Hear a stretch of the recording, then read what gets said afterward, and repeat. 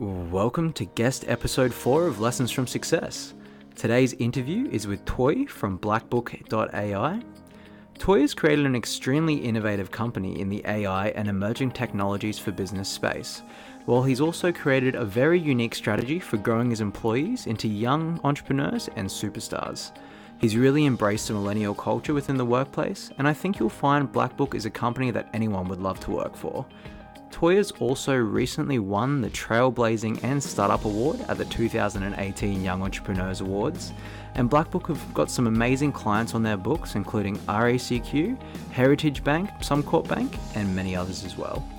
For the latest updates and interviews, don't forget to follow us on Instagram at lessonsfromsuccess_podcast and on our Facebook page at facebook.com/lessonsfromsuccess. So without further ado, let's bring Tuay on the show.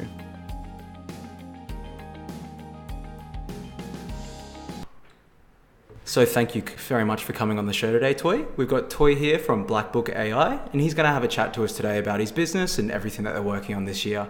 Thanks very much, Brent. Happy to help out. Thank you so much. So would you like to start with a bit about your business and we'll go from there? Sure. I guess Blackbook started a couple of years ago. Jason Sims and myself, the founders, all came from professional services background. Kind of worked in data analytics and automation for a while and decided to look at opportunities for ourselves. So we branched out early 2016 and then basically grew the business from, 2-man and an offsider to about a 50-person company as we stand now. That's crazy. How did it all start? What was the first big thing that sort of made you realize, okay, this is really going to become something? Look, we'd kind of done a lot of, through kind of work with various other companies, we looked at some of the work that they've been done in digital transformation, process optimization. I've got a huge lean background, and we've kind of said, look at some of these projects have been running for years and years on end, spending millions and millions of dollars without any success. And we looked at, okay, well, what are the new technologies out there that can actually assist these organizations in actually streamlining the process, but also kind of looking at, instead of offshoring some of these transactional costs, what can technology do? So we came across a couple of RPA products, UiPath being one of them, and we piloted it with a company, Unity Water, up in the Sunshine Coast. That went really well. It was actually, digging through, thousands and thousands of records of CCTV footage and then collating it into, a database, which would have taken, 60 or 70 man hours to do, and we managed to turn it around in about 3. So wow, that was pretty good. So on the back of that, we said, look, there's something in this. And then through research, there was a lot of big companies that had done it overseas, especially in financial services. And we said, okay, well, I think it was a timely move to actually do it in Australia. Yeah. And what was your first sort of project in the financial services sort of section? So first project was actually in Good Start Early Learning for not-for-profit, but in financial services with RACQ. I think in this particular business, and I think timing is everything. So a lot of these financial services organizations that kind of looked at what was happening overseas and looked at what was happening here in kind of the big 4 banks and said, okay, well, this type of technology might be good for them in terms of doing a bit of a cost out initiative. So we reached out to RACQ and said, look, we're happy to come in and have a look and see what we can do in this space. And luckily enough, their CIO gave us a crack. So that was good. And what was the first thing you did for RACQ in that space, if I'm allowed to ask? Yeah, look, I think like they had a massive transformation program going on in claims. So our first project was to look at, some of the claims processes from correspondence classification right through to straight through processing. So we took 6 processes and we looked at automating those particular processes, and they're pretty happy with the result we've gave them.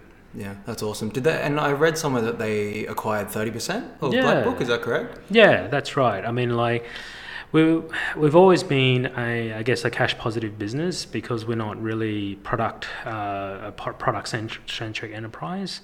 But we found that being a startup, I think to have an organisation such as RACQ on your board is always a good thing, especially in in Brisbane, where a lot of the market is around, government, council, where they can look at a startup that is, 10 people and they go, okay, well, there's a risk involved in there, but if you have a company that's got 10 people but also RACQ on your board, then there is a risk mitigation factor there, which then kind of allowed us to get some of these, government contracts that we probably wouldn't have got without RACQ's backing. Would that be your previous experience sort of help you to get the RACQ on board in the beginning, or? Yeah, look, I think it was about, us already being in the industry, although not having a legacy of successful projects with Blackbook, but being able to be seen as people that could deliver results through other organisations, that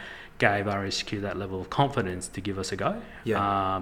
Look, I mean, business is always kind of relationships, so we, through our relationships with other organisations, we'd kind of go, okay, well, if we came in and we said, look, we can do this for, give us a go, we'll do it for free. If it actually proves what we say it does, then take us further with that respect, and that's what happened with Good Start. Whereas that then led us to RACQ from that perspective. Yeah, that's a really good model as well. I think it's important to, if your product is that promising, it's fine to go in and say, if I don't deliver results, don't pay for anything. And I guess that's a great way to get the first big contracts on board as a bit of a proof that it can be done. That's right. Yeah, look, and I think obviously dealing with business with RACQ, they're very good at obviously focusing on giving the local businesses a go as well, rather than just focusing on, okay, well, generally a lot of the big organisations will just often go to the big four or the multinationals, because they say, oh, if I go with a multinational, I'm not going to get fired for doing that. Whereas it's we're very appreciative of RACQ for backing us in that perspective, from actually taking a punt on us and giving us some of their work so that we could prove ourselves on it. Yeah, absolutely. And so RACQ was the first big client that you've got on, and then from there it expanded into some of the banks and those sorts of things? Yeah, so on the back of RACQ, we're in a Credit Union Australia, and also RHCV down in Melbourne as well. Suncorp, Heritage Bank, Bank of Queensland, and a number of other clients. We've never been able to probably crack or even attempt to crack, I guess, the big four, because they're generally Melbourne, Sydney based, and generally their model is so much more around being on procurement panels, or they've kind of been one step ahead of all these other kind of emerging banks in the financial sector. So would they have an in-house team for those sorts of things as well, or? Generally these models, they generally offshore, so we, especially around the RPA space, and we can talk about the AI space a little bit later, organizations probably go through an outsource cycle. So most of these big banks would have put on an outsource contract 4 or 5 years ago. So a lot of these banks have kind of come back now and said, okay, well, hey, these contracts are coming to an end. We know that there's technology out there that is actually 50% cheaper than to an outsourced model.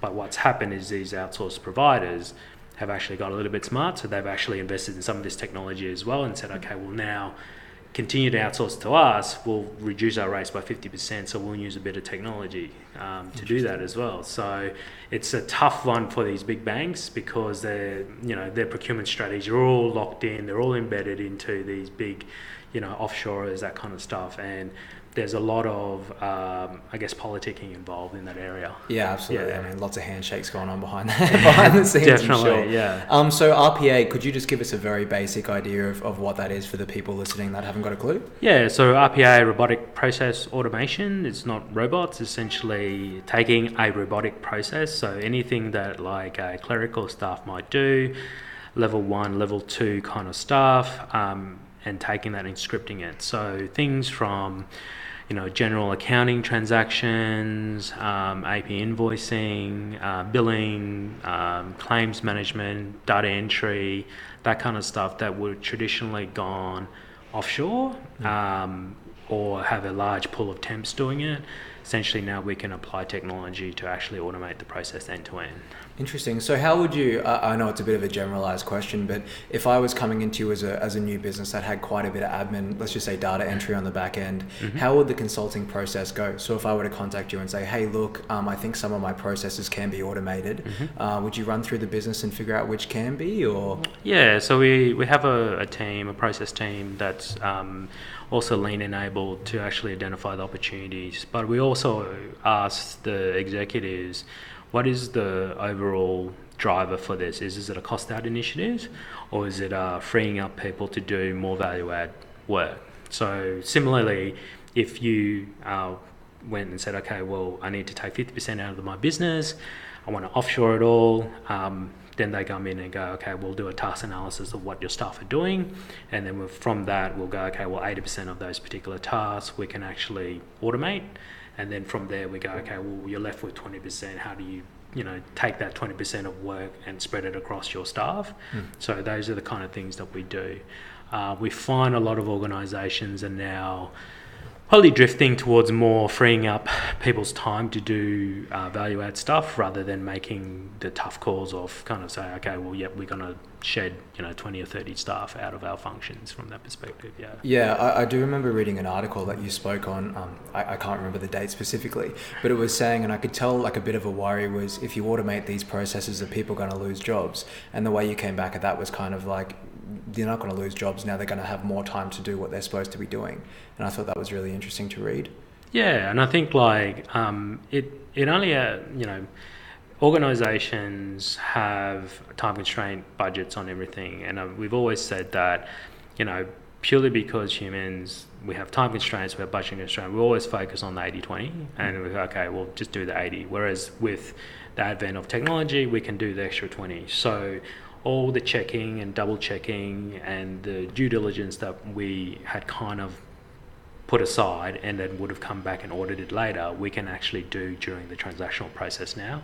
Well, it actually makes the transaction a bit more robust. But what I also think is that it's going to change the workforce to be more client-centric. So instead of when you ring Telstra, that call center person spends half of the time on the call keying data into a computer, that call center person can actually be a bit more customer focused and have a chat. Okay, how did your day go? It's not all about finishing the call within 5 minutes or whatever it is. Like, how often do you ring Telstra and the lady goes, oh, the systems are really slow today? Well, that kind of excuse doesn't happen anymore, kind of stuff. So yeah, I mean, I've worked previously in a government call center, and the systems were extremely slow, and I feel like if we could have any form of an automated process, it would have made our jobs a million times easier, and the respect for the client would have gone through the roof as well. Definitely. Yep. Yeah. So artificial intelligence, I know this is definitely a hot topic for a lot of people at the moment, in business and out of business as well.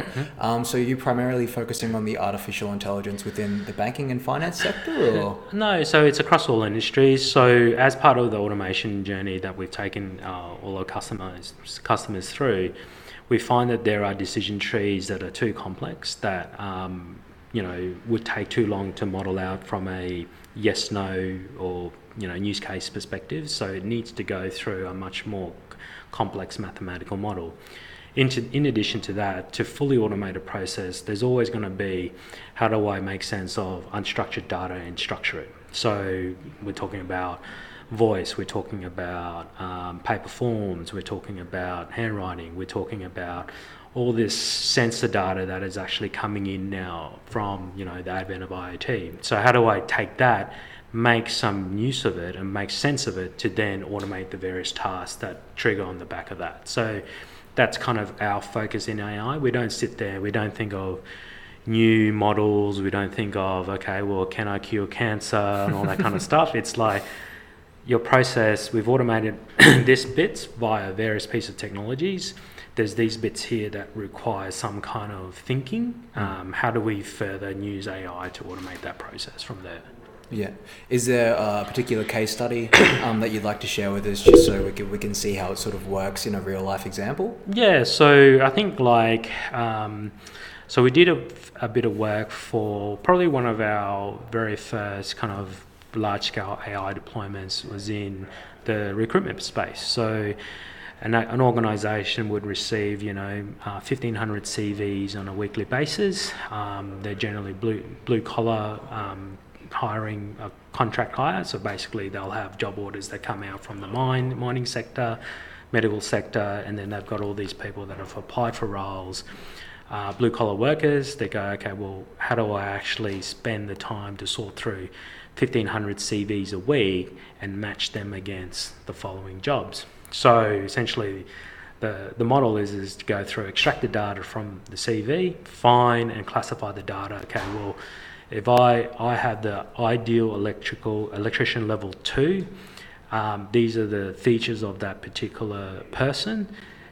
Find those features in the 1,500 CVs and go, okay, well, out of the 1,500, these are the 10 or so electrician level 2s that are in the same region that the job's looking for, and then essentially reduce all the keyword matching that essentially a recruitment agency would do. So that's all automated from that perspective. In addition to that, we've actually applied some of the algorithms that Netflix has. Is like, okay, well, based on previous recruiter action and success of that, rank now that we've identified electrician level 2s, out of them, which one is the best for the role? So basically it's based on previous recruiter action to drive ongoing recruiter action from there. Wow, so it picks up previously. So if they've had a lot of electrician jobs, for example, and excuse me, I'm not very gifted in this sort of space. So if they've had a previous electrician hired, it'll go off what they had on their specific CV and then pick up from that. Is that right? Correct. Yep. Interesting. Yeah. Wow. And also the correlations between the job order that they would have got from a mining client to go, I need, so the mining client might go, I need the following electrician level 2, but we might have seen, okay, well, these following characteristics suit a job for someone that's based in Karatha or whatever it is. Then basically we kind of tailor that particular person for that role. That's crazy. Well. Yeah. And the AI picks up, because obviously there's a lot of different words for the same meaning, and the AI will just pick up the multiple different words that could be used in that specific case and go from there. Yep. Picks up the synonyms, but also we pick up like white label or black label words as well. Yeah. We also look at, I guess like the differences between characteristics. So there's a bunch of things that we do. But once again, we put in a reinforced learning model. So over time, the model might only be 70% accurate based on the data that the organisation has. But over time, based on the actions of the person or the ultimate recruiter, they go, yep, that's correct. The model then learns on the back of that and fine-tunes itself from that perspective. That's amazing. What's the most fun you've ever had on a project? Because I can tell, like, just by the smiles and things like that, I can tell that the AI is definitely a fun piece for you. Have you had any projects that have just, absolutely enthralled you from day one to finish? Oh, look, I guess like that particular one was always a good one for our guys to work on because they were really interested in how all the data kind of came together. I think there's a couple of other ones that we did. So one of them was for a utility. So they'd kind of come, a big kind of consulting firm, and said, okay, well, yep, it's going to cost you $500,000 to be able to analyse some sewerage pipe footage to identify cracks inside it and kind of stuff. So the current process is that a subcontractor would throw a camera down the sewage pipes and it'll just run through and they'll just manually identify the cracks. And then they'll ship the footage back to the utility. The utility will go through and vet those particular cracks. So what we did was, okay, well, we said, once again, give us a crack at it. So I gave it to one of my university interns, and he churned it out in 2 weeks. Oh my God! How many man hours was that saving? Oh, look, I think it would have been thousands kind of stuff. That's insane. Yeah, look, and I think it's about, for that particular one, the result of it was that they wanted to be able to they found out that the data that they had was not enough to make the decision, purely because they were using the inherent data or the subcontractor to go, okay, that's a crack level 2 or whatever the case may be. So, and my feedback to them is that, okay, well, you need to now use this learning opportunity to go, you need to enrich your data. You know, people are really good at capturing the results of things. They're not good at capturing how they got to the result. And by capturing that, that's the only way that you're going to enable AI into your organisation. So now organisations are learning is that we just don't want to capture whether that's good or bad. We want to actually capture why it's good or why it's bad. Kind of stuff. Yeah, that makes a lot of sense. And what degree was the university graduate doing to be able to do this sort of? So he did essentially an IT engineering degree, but he really focused in mathematics from that perspective. This is once again a crazy question and probably almost impossible to answer, but how is it created? What do you use in the back end how do you create a project from scratch in a nutshell? Look, I mean, it depends, right? So once again, a lot of our guys use Python. There's a bunch of libraries out there that they can use.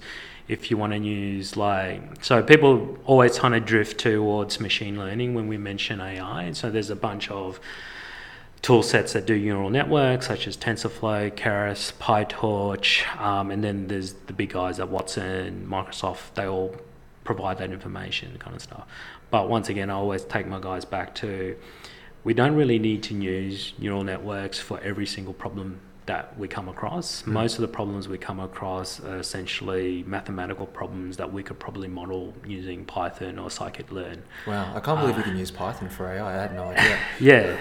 So, and most of the problems that we're tackling at the moment have not really had to use neural networks, which is great, because the investment in neural networks, it requires a lot of data, it requires a lot of crunching, it requires a lot of processing from that perspective. So it's an educational piece to our clients as well, because they get drawn into all this kind of ads and stuff they read in the media and all that kind of stuff, when really you break down the problem and you go, well, hey, it's just triangles, squares, angles, Pythagoras, that kind of stuff. Yeah, it's much more simple than they automatically assume. I guess because would you agree that we are in quite a very, very much a starting stage for AI, and it's got so many places it could go? Oh, definitely. I guess being in that sort of segment of the market so far, it's a bit of a pipe dream for a lot of people to even begin to understand what it can do, and at this stage, how much of it can be simplified as well.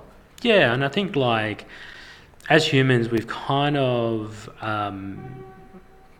we were taught mathematics in high school. We were taught all the stuff that was leading up to this. But what had happened over the years is that we never had access to the fine-grained data to actually make those models work.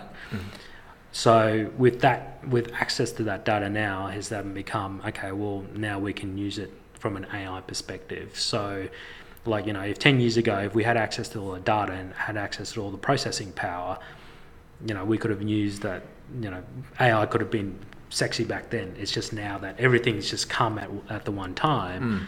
But also the crunch on organizations to make decisions quicker based on the data they have is really, really at the forefront at the moment, and hence the hype around AI. But yes, it's the start.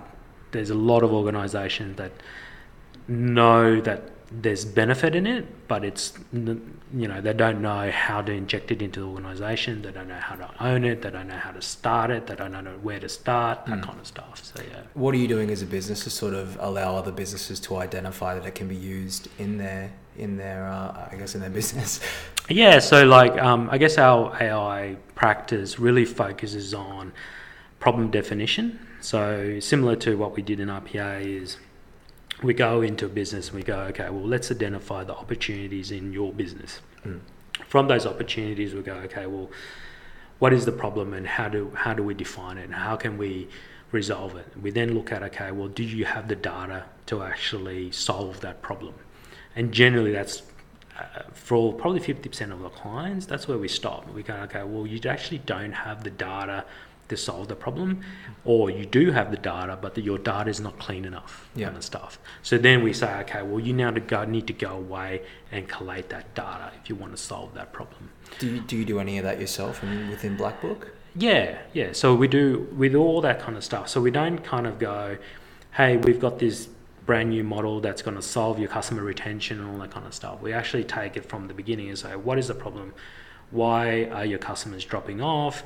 Let's look at, whether you're capturing the right data points to be able to start modeling the reasoning why your customers are dropping off. And we're doing that with a lot of the financial services. So a lot of them are looking at customer retention, being able to predict NPS scores, that kind of stuff. So, and then we take it all the way through to prototyping stages. So like, don't waste, hundreds of thousands of dollars taking a project right through to production, because a lot of this AI stuff is still stuck in the hypothesis, right? So back to high school science projects. What's the hypothesis? Can you prove the hypothesis? Don't spend hundreds of thousands of dollars, do 2 to 3 week sprints, and then, okay, well, on the back of that, what's your success rate? If there's a failure, let's close it down. Don't spend so much money and invest so much money on something that's on a whim kind of stuff. So, yeah. Interesting. And where would you like to see AI go within the next sort of 3 to 5 years?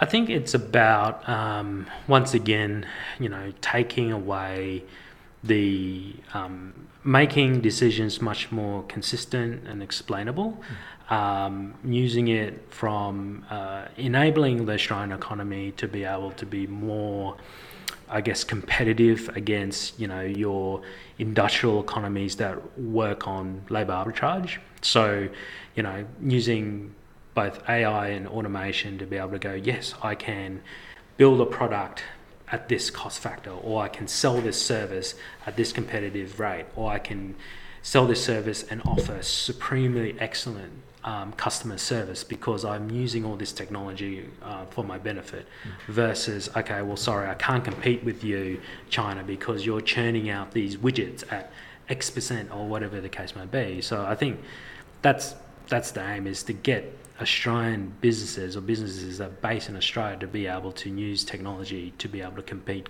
globally.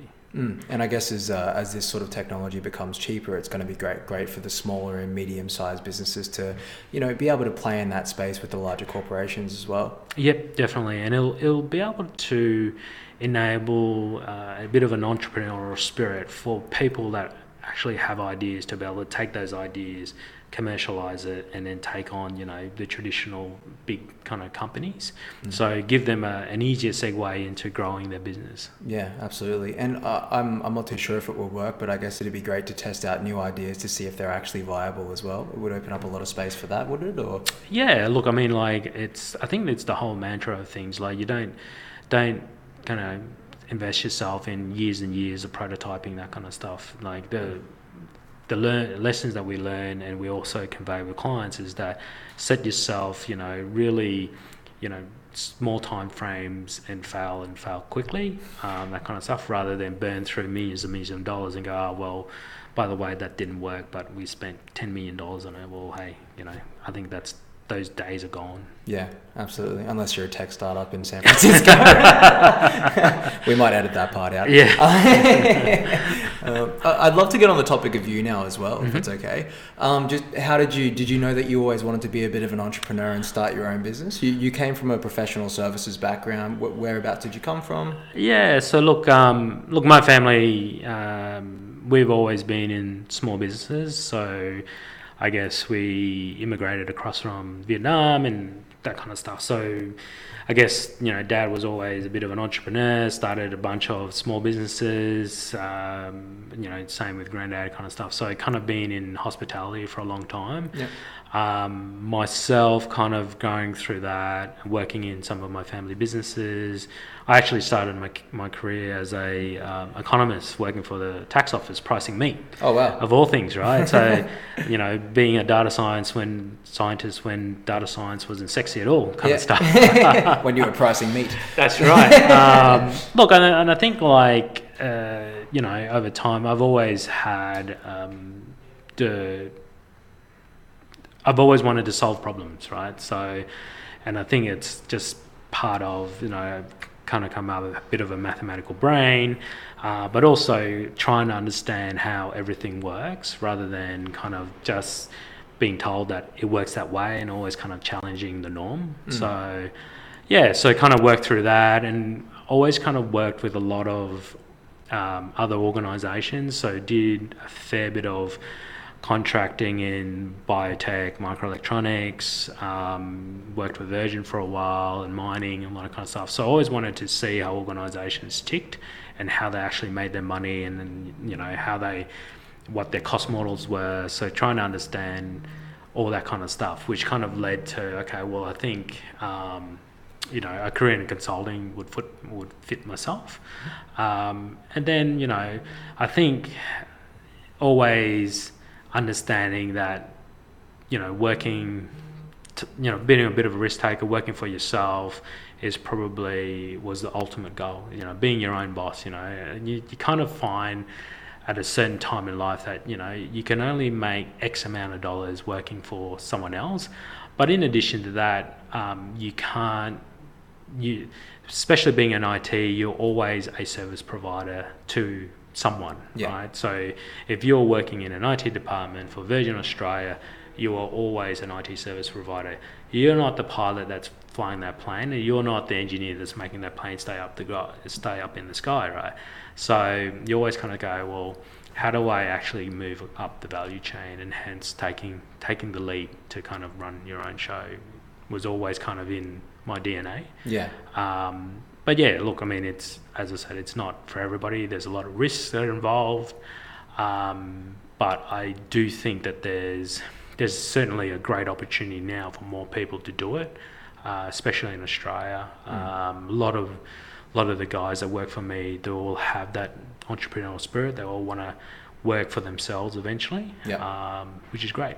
Yeah, I've noticed as well, and it seems to be, from what I've read previously about you, you definitely recommend people going in and getting experience in professional services and things like that first, as opposed to a lot of people try and push for a very early leap into entrepreneurial ventures, and I mean, a lot of them fail and honestly just don't know what they're doing. Yeah, look, I think if you're trying to do a startup that you've got a product or you're working on a solution, you've actually got to understand what are the problems that is it going to solve? Like, what is the product going to do? Where is it going to add value to the, you know, the outside, you know, world? Like, are people going to buy that product, or are people going to buy the solution? So to do that, you've got to actually understand how businesses work and what the industry you're working in looks like. I think it's great to be able to go in and say, hey, I've got this really great idea or great app, and I'm going to invest so much time in it, but then you don't have any customers, and then you go, okay, well, hey, it looks great, but there's no customers, right? So I think you need to spend some time understanding essentially the world we live in and how everything ticks and how everything works. You know, like, you know, a lot of people actually don't understand that in Queensland, the biggest investors or the job market in Queensland is government and utilities. Like, you know, there's only a handful of private enterprises that actually provide employment in Queensland. People don't know that. I said, okay, well, I asked one of the guys, so you decided to do microelectronics engineering. Did you actually do any research on whether there was actually any fabrication plants in Brisbane? Oh, no, I just thought it was just something sexy to do. I said, okay, well. Unfortunately. So I think I think one of the tips I give to my guys is, you know, if you want to do it, you got to work out, is it solving a problem for someone out there? Yeah. And your parents, so you said hospitality, did they start with restaurants, was it, or what was it? Yeah, so we started off with, you know, a restaurant. It was actually like a hole-in-the-wall restaurant. It probably would have been popular now. It's like, what wasn't trendy back then? Yeah, just you like know. Look, I think and then Dad opened a bakery. So kind of always been in hospitality, that kind of stuff. Work extremely long hours, that kind of stuff. But, you know, it's kind of, I think if you ask any immigrant at that time, a lot of them have kind of moved into those kind of businesses, and I think that kind of legacy and hardworking effort is kind of rubbed off on me somewhat. Yeah. Yeah, absolutely. Yeah. Whereabouts were the restaurants? Look, I mean, like the first one was in Chelmer, actually, back when Chelmer wasn't a sexy suburb to live in. And then, so the bakery we opened was in New Farm. Wow. Yeah. Back when New Farm wasn't the place to be, when it was actually cheap to actually take out rent and all that kind of stuff. God, how times change, eh? I know. But yeah, like, when we started, it was on the back of Expo 88, and through his entrepreneurial spirit, he managed to get all these kind of wholesale contracts into Expo and all that kind of stuff. Yeah. So it's kind of like, once again, it's, when you're a kind of like a high school student going through up and you're watching how all this kind of stuff unfolds, you kind of like, you take notes on how, some of the, ups and downs of running a small business and staffing and cash flow and debtors and all that kind of stuff, which probably for a lot of the guys who are running startups up there have no idea on some of that kind of stuff, right? So that's very true. How would you recommend to people if they didn't have that sort of upbringing? How would you recommend people do learn about cash flow, simple staffing, and those sorts of things? Yeah, look, I think like I always recommend for them to find a good accountant to when you start off. Like, you would have got some seed funding, you've got an idea, but get an accountant involved, and they will give you essentially the basics of how to run a business and how to run a business profitably. Yep. Don't just get lost in the product or the tech that you're doing and leaving that kind of business management to someone else, because what'll happen is you'll just lose it, and then next thing you know it, you're running a negative cash balance. You've got these venture cap companies knocking on your door asking about when's the next paycheck, and then you go, time to fold down and shut down shop kind of stuff. So get an accountant, get an advisor, that kind of stuff to go through your books, and it doesn't cost that much amount of money. It's just being able to be looking at your ins and outs, to be honest. Yeah. In terms of seed funding, did you get some seed capital when you first began, or you said you've been cash flow positive since day dot, haven't you?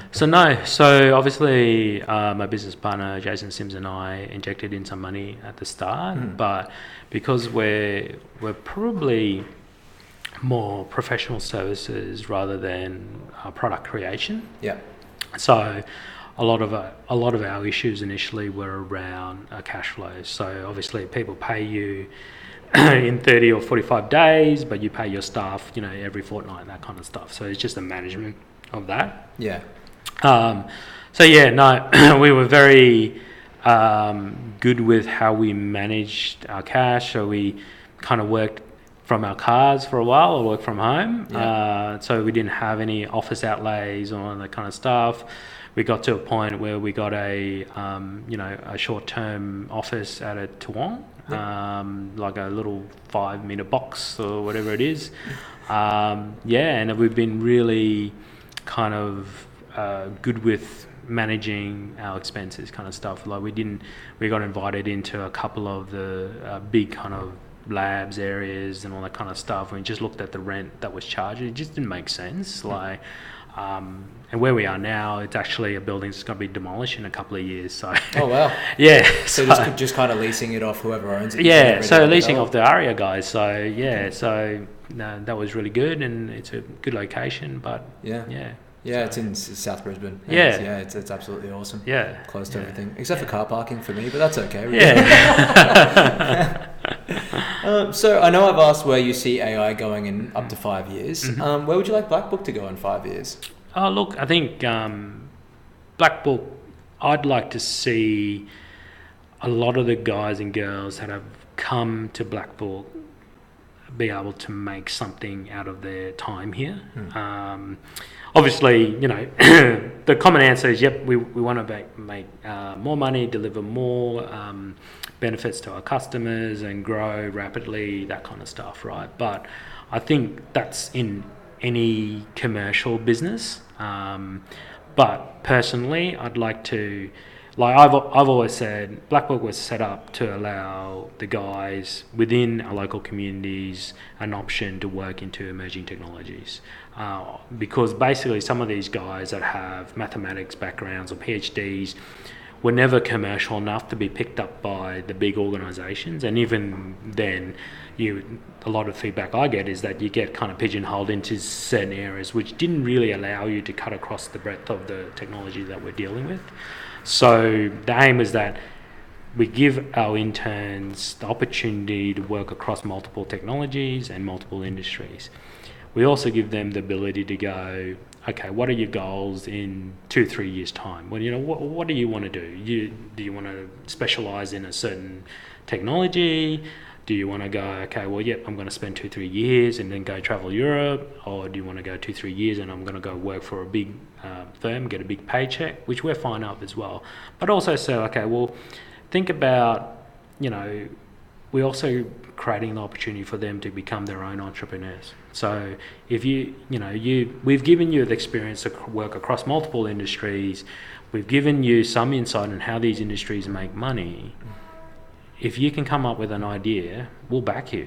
We'll back you. We'll give you a bit of a safety net. So essentially, the model we have is that, okay, well, you want to do that and you want to work part-time for us, fantastic. You go out, we'll seed you, and basically you start up your own organisation to continue on with that entrepreneur. So we actually want to build more entrepreneurs that come out of this in the tech sector, right? Yeah. So it's pointless for us to kind of constrain ourselves within just between Jason and I. It's about being able to build these guys and girls, giving them careers to move forward and kind of stuff, Well, with a lot of it being left brain as well, you're giving them the skills such as, the staffing, the cash flow and all those sorts of things that they wouldn't have otherwise had, I'm imagining as well. Yeah. And we see a lot of incubators and people that go teach you venture caps who teach you how to be, entrepreneurs and stuff. We say look, that's great, but if you want to come join us, we actually give you access to all our clients. We give you what's real rather than, okay, well, yeah, that's a great product, but it doesn't fit. Yeah, okay, well, you try it out. You go pitch to these clients and see what they go. Yeah, that's amazing. Have you had any big failures so far, either within Blackbook or previously that you'd like to discuss? Oh, look, I think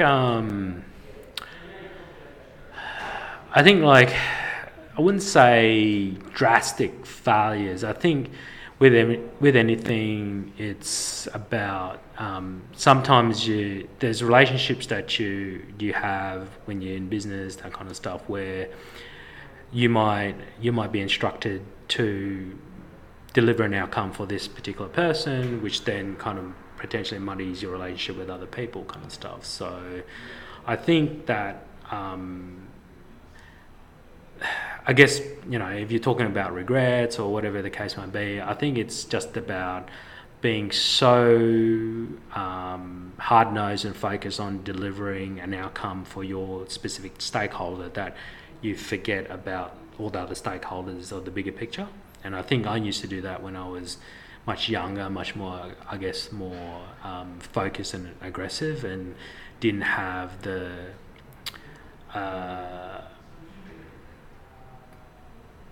the skills to kind of understand that what I did would impact other people, kind of stuff. Yeah. So there's been a couple of organisations where I've delivered a really excellent outcome for the stakeholder that I've kind of worked for, but it had actually impacted the roles and jobs of other people that within that organisation, which probably thinking back, if I were able to take a step back and take a broader view of things, probably would have done things a little bit different. Yeah. And I mean, it's a learning curve in any, especially in this space as well. I mean, yeah. And biggest achievement so far on a much lighter and happier note? I think, I always think personal achievements are better than business achievements. having a family, raising 2 young kids, have a beautiful wife, that kind of stuff. But I think, overall providing, probably nearly 60 jobs now to the local community is my biggest achievement. I don't think, and on the back of that, obviously those jobs create growth in the organisation, that kind of stuff. So yeah, you're opening the door to so many emerging technologies in Brisbane as well, in a space where there really isn't much going on here in terms of AI and those sorts of things. Mm-hmm. So yeah, it's absolutely incredible. Yeah, no, I think it was timely. I think a lot of the interns that we put through from the universities, they come in with a lot of really good ideas and a lot of ways to do things, and we don't want to go, this is our way to do things, like you do your thing, but we would just want to give them, here's the challenge of our clients, how do you think you can solve that kind of stuff? So kind of getting them to think a bit more out of the box kind of stuff than rather the textbook learning that would have got through the tertiary education. Yeah, and that's extremely important, especially in within fields such as mathematics, where it's basically all textbook. There'd be very little practicality, I would imagine. Yep. Yeah. And did you study, what did you study yourself, sir? So I did economics. And then I came back and did a major in IT. Awesome. Yeah. Incredible. Yeah. And there's a conference coming up with Blackbook, is that correct? Yeah, so we're running a conference in late March, Automate 2019. That was on the back of 2018. Yep. It's a not-for-profit conference, so we're actually searching for a charity now to donate the profits to it, and basically to encourage more people in the STEM. So it's going to be focusing in the areas of automation, AI, and microservices containerization. And we've got a speaker that's coming out from the US as well. So Dr. he's very good at that topic of bringing in AI into the enterprise. So I went to an O'Reilly's conference in New York City last year and spent a day in that classroom with him, and it was really good. He cuts through all the AI garbage that is out there at the moment and really takes it to the point of, these are the things you need, these are the ways to bring this piece of technology into the organisation, and how do you kind of control it and grow it and all that kind of stuff. So I really encourage people to come along. More so, obviously the more people that come along reduces the ticket prices for other people, so therefore I want to kind of build that community of people to start talking about it, but also it's because we make no money from it, we just shift it off to charity, which is good. Yeah, absolutely. Yeah. And is it for anyone basically interested in tech at all? Or? Yeah. If you're interested in tech, come along. Yeah, perfect. And how do we go about getting tickets and so just go to automate2019.com.au. Yep. So it's 2 days in Brisbane, 2 days in Melbourne, 2 days in Brisbane. Mm-hmm. So you'll be able to see what's on the agenda and the speakers. We're about to essentially launch how to buy tickets and all that kind of stuff on the 12th of January. So yeah. Perfect. And how many seats are available? Is there quite a number? Look, we're open. So at the moment, we're kind of don't know, because last year we ran it for free. Mm-hmm. But this year we said, okay, well, I guess there was a fair few people that registered last year and didn't turn up, and hence, we catered for it and all that kind of stuff. We thought okay, well, this year we put a nominal ticket price on it. Yep. Then it'll actually get the people that are really interested in it, but also it'll allow us to invest a little bit more back to the community. Absolutely, yeah. And putting it into charity, it's not like you're doing it for any money hungry purposes whatsoever. Yeah, and we've taken a conscious decision. Blackbook's not going to present any of our stuff at the conference. Mm-hmm. It's for people or customers that want to speak into the various areas. So essentially, we're just going to be the waiters who walk around and give people food and all that kind of stuff. Awesome. Yeah. Awesome. And so how do people start following Blackbook if they're interested in what's going on? I think our social media is pretty weak at the moment. We've got an Instagram page. So the Instagram page kind of gives you a bit of a view on some of the pictures that we've taken over the years and our growth in our offices and all that kind of stuff. Yep. Pretty much LinkedIn is our main channel. So yeah, we've got a LinkedIn page and follow us from there. But really, just hit me up, send me an email, have a cuppa, have a chat. Like, I'm pretty open for that kind of stuff. Yeah. And the email address for you? Yeah, so just tuy.lam@blackbook.ai. Awesome. Beautiful. And is there anything else that you'd like to sort of plug in before we go? Not really. Look, I mean, I think like the focus was like, the conference is really important for us. It's one of our things that we do every year to give back to the community that we live in and also enhance the knowledge of what's happening in these areas of technology. Look, we're always looking for people, and we're always looking for giving people a go. Like, if you don't have a tech background or whatever it is, if you're willing to invest the time and effort, then I'm happy to give you a job. That's it. I love it. All right, well, thank you so much for coming on. I thoroughly appreciate it. It's been awesome. No worries. Thanks very much. Thank you. Bye. Thank you so much for tuning into the show today. Make sure you hit that like and subscribe button if you enjoyed it, and jump over to lessonsfromsuccess.com.au and make sure you jump on that email list so I can notify you as soon as any more shows come out. I'm your host, Bryn Turner, and thank you so much for joining us.